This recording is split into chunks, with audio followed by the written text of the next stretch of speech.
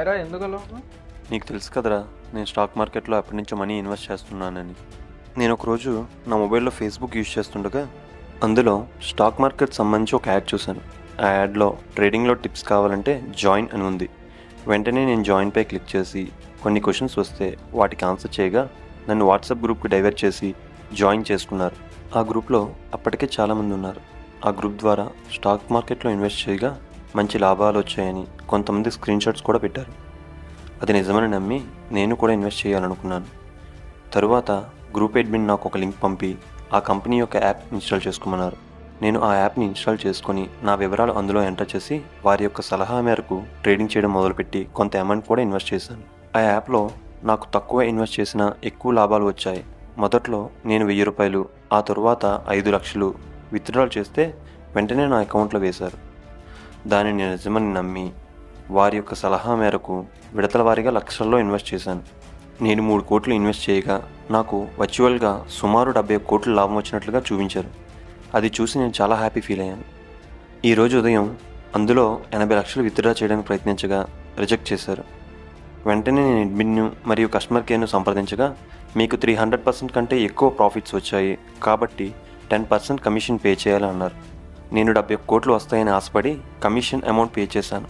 Pay చేసిన వెంటనే amount withdraw చేయడానికి ప్రయత్నిస్తే నా నెంబర్ బ్లాక్ చేసి గ్రూప్ నుంచి నన్ను తొలగించారు. ఫేక్ స్టాక్ మార్కెట్ యాప్లో ఇన్వెస్ట్ చేసి నేను మోసపోయానని తెలుసుకున్నాను. సాధారణ వ్యక్తుల నుండి హై ప్రొఫైల్ కలిగిన వ్యక్తుల వరకు ఏ వర్గాన్ని విడిచిపెట్టకుండా నిలువు దోపిడీ చేస్తున్న సైబర్ కేటుగాళ్లు. ఎందుకో తెలుసా? సాంకేతిక పరిజ్ఞానంపై అవగాహన లేక కొంతమంది, బెదిరించడం వలన కొంతమంది, ఉద్యోగాల పేరిట ఇంకొంతమంది, అత్యాశకు పోయి మరికొంతమంది, ఇలా అందరూ వారి చేతిలో మోసపోతున్నారు. తెలిసి చేసినా తెలియక చేసినా అందరూ కూడా సైబర్ నేరగాళ్ల చేతిలో కీలుబొమ్మలే.